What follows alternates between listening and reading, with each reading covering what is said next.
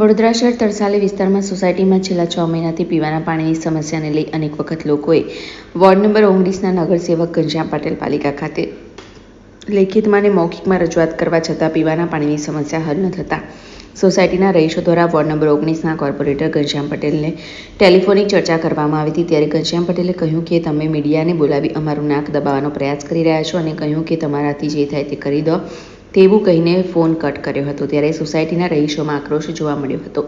સત્તાના નશામાં ચૂર થયેલા નગરસેવકથી લોકોને વડોદરા સ્માર્ટ સિટીના નામે વાહ લૂંટી રહ્યા છે। ત્યારે વડોદરા શહેરમાં આવેલા બ્રજધારા સોસાયટીના રહીશો દ્વારા આજે પાલિકાના અધિકારીઓ સામે સૂત્રોચ્ચાર કર્યા હતા અને માટલા ફોડી વિરોધ કર્યો હતો। મારું નામ ઉષાબેન મનોજકુમાર વ્યાસ છે। હું બ્રજધારા 2 માં રહું છું।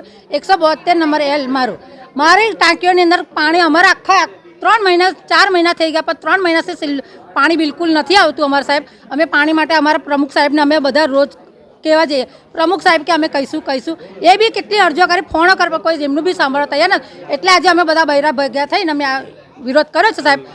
કોઈ અમારે જોવે ને અમારે પાણી જોવે નહીં તો પછી અમે આગળ વધીશું। એ તો અમારા જે પ્રમુખ સાહેબે વાત કરી એવું કે છે અમારું નાક દબાવવાની કોશિશ ના કરશો, તમારે જે કરવું હોય તમે કરી શકો છો। પાછી અમારે તમે નહીં કરો, તમે બધા બૈરાઓ બરાબર, અને પછી છતાં બી પછી વોટ લેવા આવશે તો અહીં નાકેથી બહાર કાઢીશું અમે।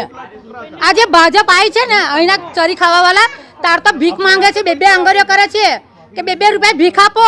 આજે આ એટલે હોશિયારીઓ મારે છે। અમારે કઈ ના સાહેબ, અમારે વધારે નથી બોલવું, પણ અમારે પાણી માટે જોવે। આ પાણીનો વિરોધ છે। પાણી આવતું નહીં સોસાયટીમાં। આ તો 4 મહિનાથી તો આમ સમજો કે એકય ટીપો નહીં આવતું એવું કહેવાય તો જ સારું છે। બાકી અહીંયા વર્ષોથી પાણીનું પ્રોબ્લેમ જ્યારથી સોસાયટી બની છે ત્યારથી જ છે।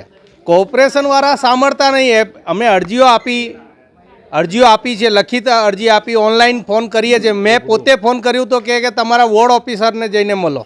બોર્ડ ઓફિસરને કહીએ તો એ કહે છે ખંડેરા માર્કેટ કમ્પ્લેન્ટ કરો। તો ઓનલાઈન જ કીધું, નાક દબાવવાની વાત ના કરતા અમારા જોડે, મીડિયાને બોલાવીને તમે અમારી નાક ના દબાવતા। કે એ લોકોને તો અભિમાન આવી ગયો છે।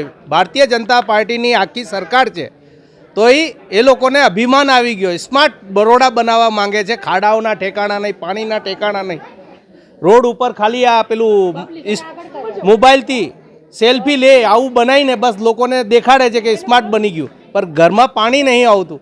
6-7 દિવસ નાહ્યા વગર માણસ રહી શકે છે। પીવાનું તો ચાલો વેચાતું મળી જાય છે 20 રૂપિયાનું જગ, પણ ખાવા માટે, હગવા માટે, એમના માટે ક્યાંથી લાવીએ? એ આગળ વિરોધ કરીશું અમે।